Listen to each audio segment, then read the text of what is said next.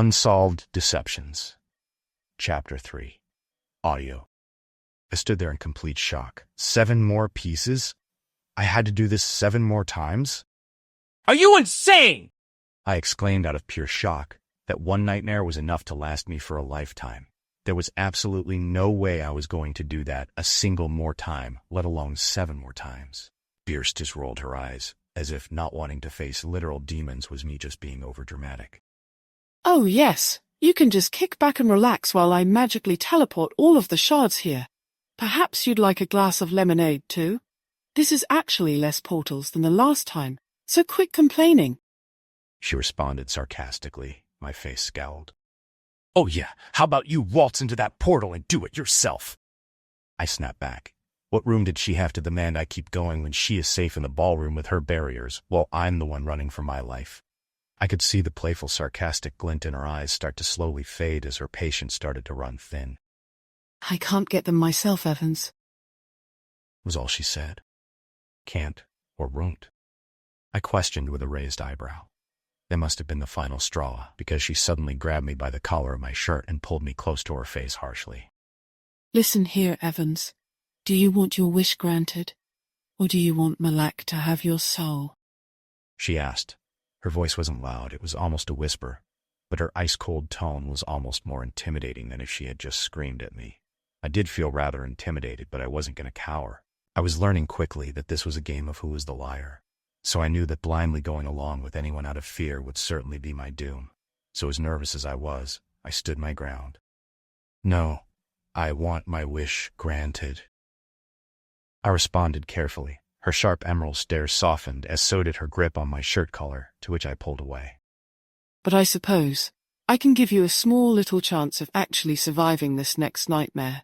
Come here, she said as she beckoned to me with a wave of her hand. I hesitantly went over as she led me to the ring altar. With the power of the ring piece you had gave to me, I'll be able to give you great speed for a brief period of time, she explained as a vibrant, violet glow emerged from the large orb of the statue. Place your hand on it, she instructed. And this won't harm me? I asked suspiciously as I put the tablet in my pocket and reached to place my hand on the glowing orb. It won't, though it may hurt a little, she responded just as my hand made contact with the purple glow. Wait, what do you mean it's gonna hurt? I got cut off by a sharp, almost electric feeling shoot from my hand down to my legs. It was painful, but it didn't feel like any pain I had ever felt before. It felt unnatural and wrong. Ow! I yelped as I instinctively pulled my hand away and stumbled back from surprise. I then looked at my tablet and saw a glowing red symbol on the side of it. I touched it out of curiosity, and my body suddenly began to faintly glow red. I stared at my glowing red body in shock before Bierce spoke. Go on, give it a try, she instructed. I swallowed before I took my first few steps. Immediately, I began to sprint incredibly fast with little control, like I was running down a hill. I was only able to stop when I slammed into one of the pillars. I groaned as I rubbed my head while Bierce just laughed. All right, Klutz. I think it's about time you venture into the portal. I stepped back and thought. I still didn't want to do this, and still hardly trusted Bierce, but at least now I wouldn't have to worry about getting tired from running, which was the main thing that almost got me killed last time. And the only other person I could turn to was a literal devil, so this felt like a loose situation regardless. I looked at the second portal. Looked like a more human face, but voids for eyes and a large toothy grin. But the face almost looked like a little girl. I let out a sigh of defeat. All right, see you soon. If I'm still alive, don't miss me too much, I said sarcastically before stepping back into that stupid portal, my tablet in one hand and my flashlight in the other.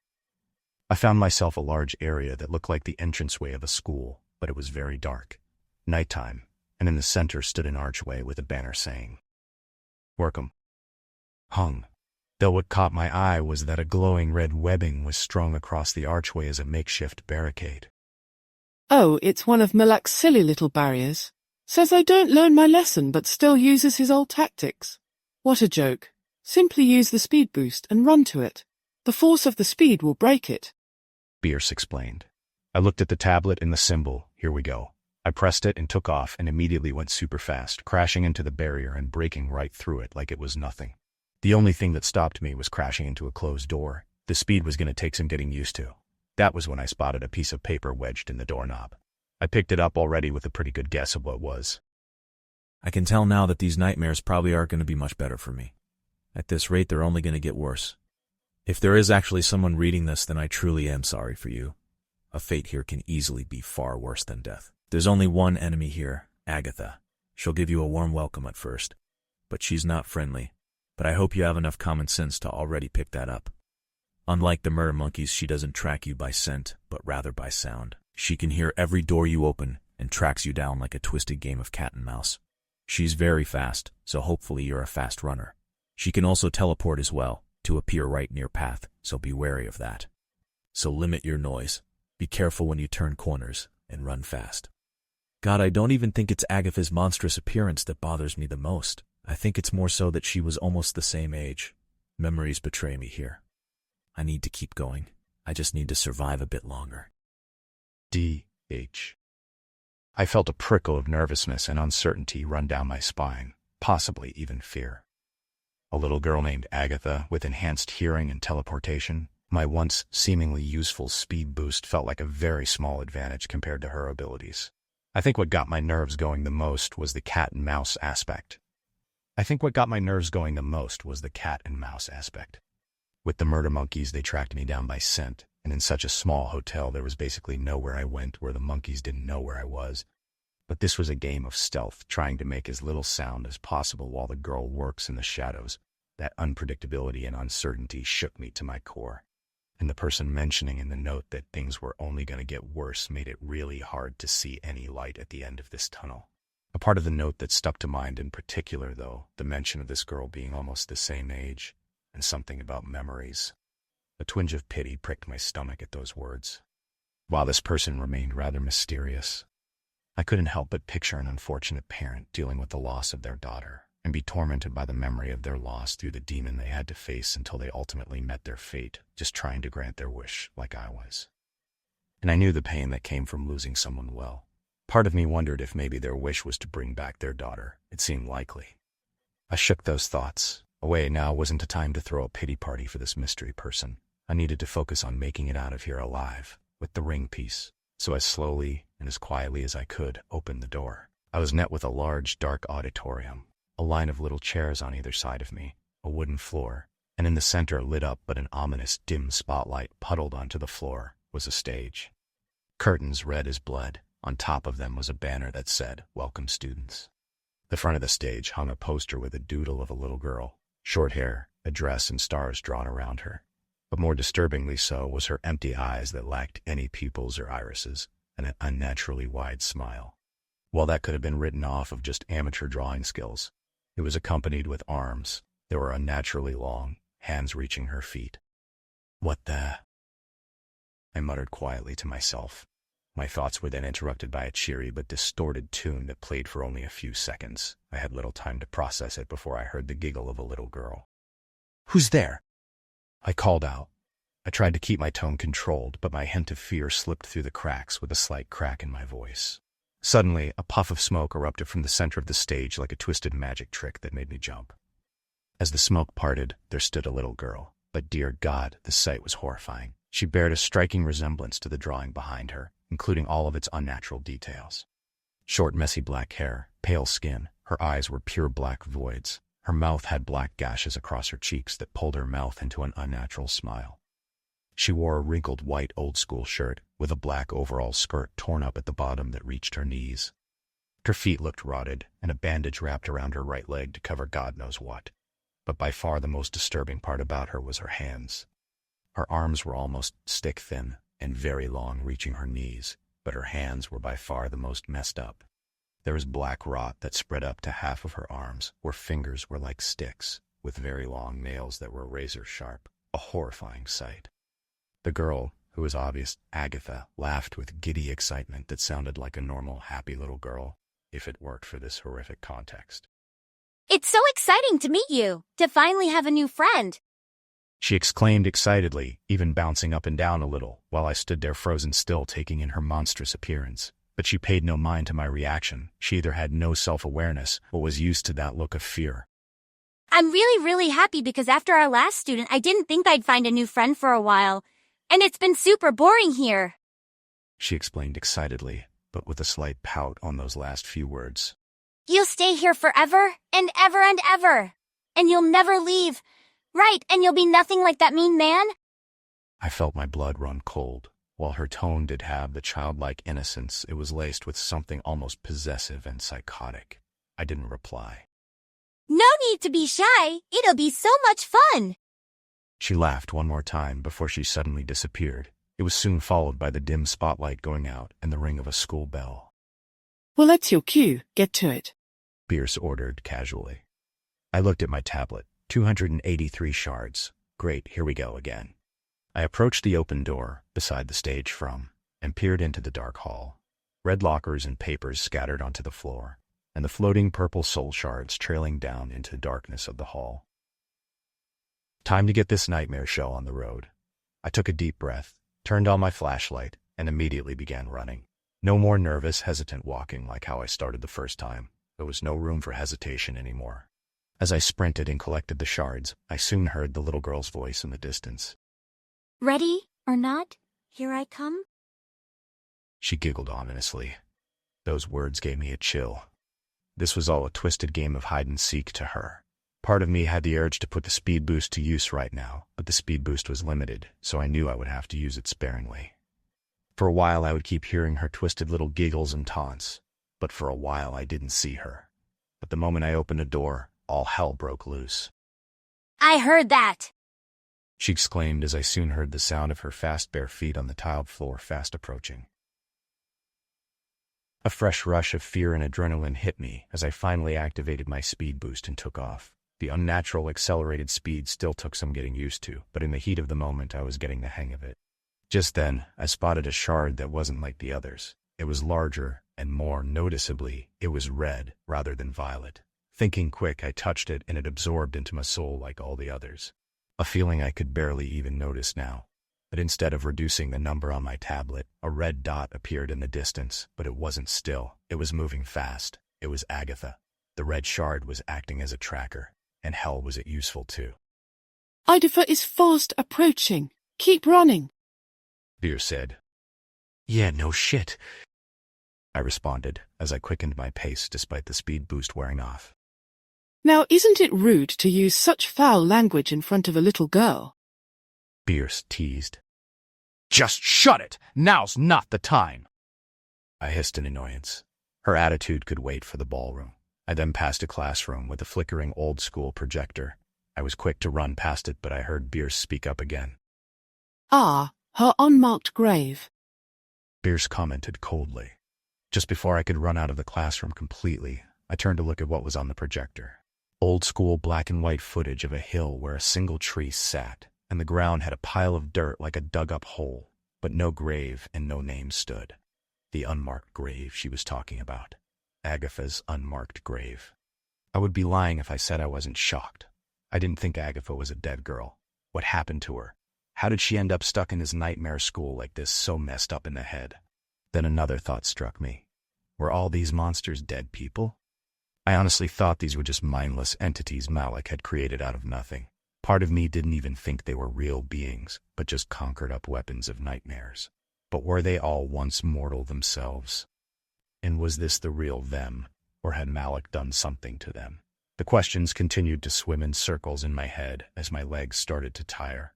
With my speed boost running short, I hid myself in a classroom where Agatha couldn't see me. I needed even the briefest break, not just because of Agatha, but from the memories this place brought back. As creepy as this school was, part of it brought me back to my old school, many years ago. I remember back in elementary school, I was always trying to be the best, the one who scored the best during tests, the kid who could run the fastest at recess, the kid who made it to class first.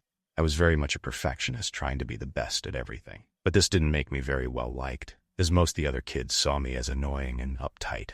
That was until I met Thompson. He was pretty much the opposite of me, the class clown, silly and laid back, but very cheerful and kind, and instead of brushing me off as that boring, sore winner kid like all the other students, Thompson always asked me to play ball with him during recess, sit next to me at lunch, and ramble to me on and on about his day, and soon he became my best friend in the entire world. As we grew up, our friendship never faltered. We graduated high school together. He was a guitar player, and I would always find time in my schedule to attend every single concert, and when I was stressed with a case I couldn't solve, he was always there to comfort and lift my spirits. I was even the best man at his wedding. I thought this friendship would last forever, but that was, until Thompson and his wife ended up in a car accident, in which neither of them survived. I remember the darkness of despair that filled my soul the moment I had gotten the news. I had never lost someone so close to me. I was already dealing with stressful cases and the guilt of the cases I could never solve, and Tom being gone was what broke the camel's back. That's how I ended up dead, with a goal to create this ring and make everything right again. I finally managed to gather myself, left the classroom, and began running again, but I struggled to find any more shards. But my tablet showed that there were still 156 of them left. The rest of the shards are in another part of the school. Find the next zone and be quick about it. Bierce instructed. I responded as I activated my speed boost and quickly made my way around the school looking for the next zone. I eventually found myself in a large open area, what looked similar to a gymnasium. As I walked through the large area to the door across from me, I could have sworn I saw someone walking from a balcony above me that didn't look like Agatha. I quickly pointed my light up there but didn't see anyone, but I heard a dark chuckle, and I recognized it immediately. Malak. Come out! I know you're here, demon! I demanded as I moved my flashlight in every direction, trying to find that bastard, but I didn't see or hear him anymore. Coward, I hissed under my breath as I opened the door. I was greeted with a similar hallway from before, but in much worse condition. The walls and floor were much more dirty, the lights were flickering, and there were even small flames in the corners. I didn't have time to take this all in, though, because I immediately took off running again. But before I could make it far, another puff of smoke appeared in front of me, and Agatha appeared. Aw, you made it so much farther than I thought you would. But I don't understand why you keep taking all my friends. I thought you were nicer. I know. Maybe you need something more fun.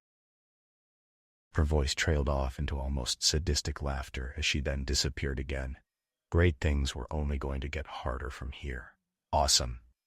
This was when all hell really broke loose. As I ran, I saw shadows of her victims grasping at the windows, the souls of the people who died here begging for help, for mercy, but there was nothing I could do for them. I continued to run while Agatha gave chase. You'll never get the ring. I won't let you. She pouted. I could tell she was starting to get angry. She was starting to put that teleportation to use, constantly appearing right in front of me, making me have to quickly turn the other way to avoid her.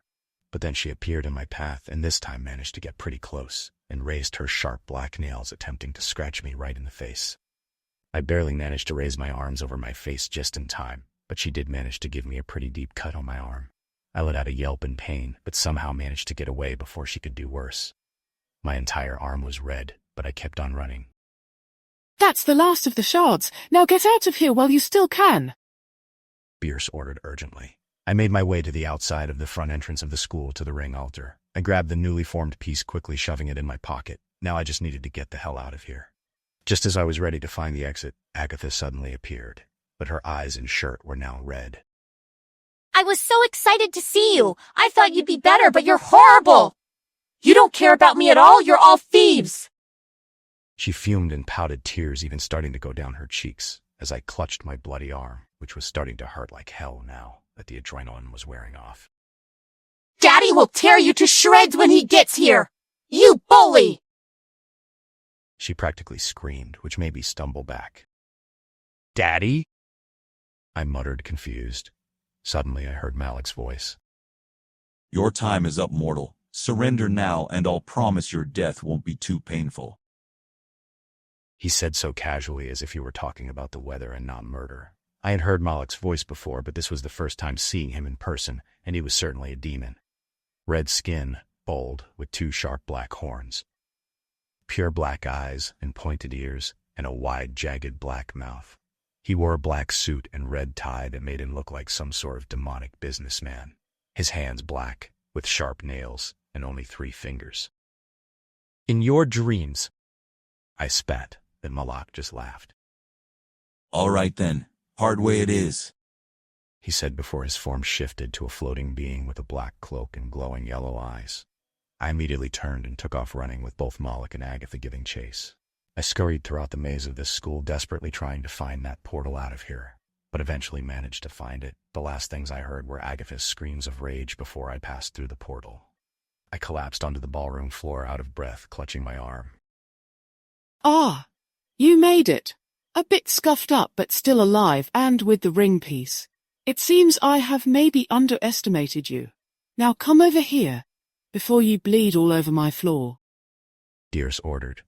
I managed to stand up and approached her, and she suddenly grabbed my wounded arm, which made me wince in pain before she waved her hand in front of it, and the wound suddenly closed up in seconds, leaving not even a scar.